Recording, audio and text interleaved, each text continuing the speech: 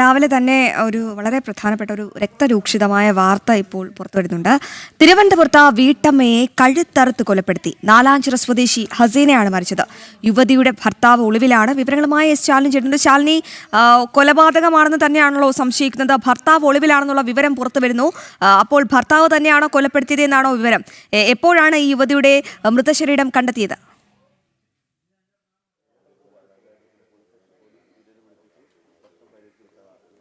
അശ്വതി, ഇന്ന് പുലർച്ചെയാണ് ഈ സംഭവം നടക്കുന്നത്. തിരുവനന്തപുരം നാലാഞ്ചിറയിലാണ് ഇത്തരത്തിലൊരു ദാരുണമായ സംഭവം ഇന്ന് രാവിലെയോടുകൂടി പുറം ലോകം അറിയുന്നത്. ഏറെ നാളായി ഹസീന എന്ന് പറയുന്ന 36-കാരിയായ വീട്ടമ്മ, അവരുടെ ഭർത്താവ് സുരേഷ്, ഇരുവരും തമ്മിൽ കുടുംബ വഴക്കുകൾ ഉണ്ടായിരുന്നു. കഴിഞ്ഞ മാസം ഈ യുവതി ഈ വീട്ടിൽ നിന്നും പോകുന്ന ഒരു സാഹചര്യം കൂടി ഉണ്ടായിരുന്നു. പിന്നീട് യുവതി ഭർത്താവിൻ്റെ ഇടപെടലൊക്കെ തുടർന്ന് തിരികെ മടങ്ങിയെത്തിയതുമാണ്. ഇന്നലെയും സമാനമായ രീതിയിൽ വാക്കേറ്റവും തർക്കവും ഒക്കെ ഭാര്യയും ഭർത്താവും തമ്മിൽ ഉണ്ടായതാണ്.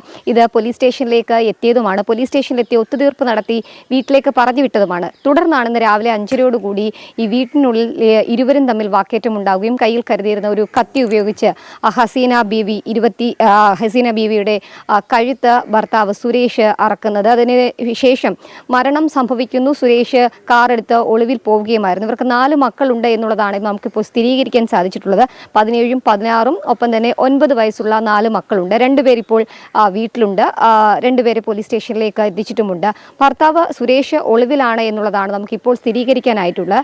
ഇയാളെ കണ്ടെത്താനുള്ള ശ്രമങ്ങൾ പോലീസ് ആരംഭിച്ചിട്ടുണ്ട്. പോലീസ് അല്പസമയം മുമ്പ് ഇവിടെ എത്തി ഇൻക്വസ്റ്റ് നടപടികൾ പൂർത്തിയാക്കി. ഹസീന ബീവി ഈ ഒരു കഴുത്ത് അറുത്തതിന് ശേഷം വീട്ടുകാരും ബന്ധുക്കളും കൂടിയാണ് ആശുപത്രിയിലേക്ക് മാറ്റിയത്. ആശുപത്രിയിലേക്ക് പോകും വഴിയാണ് മരണം സംഭവിക്കുകയും ചെയ്തത്. കൂട്ടത്തിലുണ്ടായിരുന്ന ഒരു കുട്ടിയാണ് പോലീസിനെ വിവരം അറിയിക്കുകയും പോലീസ് ഇങ്ങോട്ടേക്ക് എത്തുകയും ചെയ്തു. പോലീസ് എത്തുന്നതിന് മുൻപ് തന്നെ സുരേഷ് ഒളിവിലേക്ക് പോവുകയും ചെയ്തിട്ടുണ്ട്. ഇയാളുടെ ഫോൺ നമ്പർ കേന്ദ്രീകരിച്ച് അന്വേഷണം നടത്തി സുരേഷിനെ ട്രേസ് ചെയ്തിട്ടുണ്ട് എന്നുള്ളതാണ് പോലീസ് ഇപ്പോൾ പ്രാഥമികമായി നമുക്ക് നൽകുന്ന വിവരം. എന്തായാലും സുരേഷിനെ അല്പസമയത്തിനകം തന്നെ കണ്ടെത്തുമെന്നുള്ളതാണ് പ്രതീക്ഷിക്കുന്നത്. എന്തായാലും അശ്വതി സൂചിപ്പിച്ചതുപോലെ തന്നെ ഒരു ദാരുണമായ ഒരു ദുഃഖ വാർത്തയാണ് ഇന്ന് രാവിലെ തിരുവനന്തപുരത്ത് നിന്ന് പുറത്തേക്ക് വരുന്നത്. എന്തായാലും ഹസീന ബീബി 36 വയസ്സുകാരി, ഇവരുടെ മരണം സ്ഥിരീകരിച്ചിരിക്കുകയാണ്. തിരുവനന്തപുരം മെഡിക്കൽ കോളേജ് ആശുപത്രി മോർച്ചറിയിലേക്ക് മൃതദേഹം മാറ്റിയിട്ടുണ്ട്. പോസ്റ്റ്മോർട്ടം നടപടികൾക്കും മറ്റ് ഇൻക്വസ്റ്റ് നടപടികൾക്കും ശേഷം ബന്ധുക്കൾക്ക് മൃതദേഹം വിട്ടു നൽകും. എന്തായാലും തലസ്ഥാനത്താണ് അതിക്രൂരമായ കൊലപാതകം നടന്നിരിക്കുന്നത്. ഭാര്യയെയാണ് ഭർത്താവ് കഴുത്തറുത്ത് കൊന്നത്. അതും ഈ കൊലപാതകത്തെ കുറിച്ച് പറയുമ്പോൾ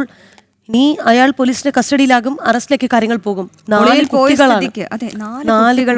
ആ കുട്ടികളുടെ ഒരു മാനസികാവസ്ഥ, അതിലൊരു കുട്ടിയാണ് പോലീസിനെ വിളിച്ച് അറിയിച്ചത് എന്ന് പറയുമ്പോൾ വല്ലാത്തൊരു അല്ലേ. കുട്ടികളുടെ മാനസികാവസ്ഥ മാത്രമല്ല, അമ്മ മരിച്ചുപോയി, അച്ഛൻ എന്തായാലും ജയിലില്ല. അപ്പം ആ കുഞ്ഞുങ്ങൾ അനാഥരാകുന്നൊരവസ്ഥ എത്ര നാൾ ബന്ധുക്കൾ നോക്കും? ബന്ധുക്കൾ നോക്കിയാലും അവരെ എങ്ങനെയാകും? ഒരു അച്ഛനും അമ്മയും നോക്കുന്നത് പോലെ ബന്ധുക്കൾക്ക് നോക്കാനാകുമോ എന്നൊരു ചോദ്യം കൂടി അവിടെ നിലനിൽക്കുന്നില്ല. അപ്പോൾ വലിയൊരു ക്രൂരത തന്നെയാണ്. എന്തിനാണ് ഈ കടുംകൈ ചെയ്തത്?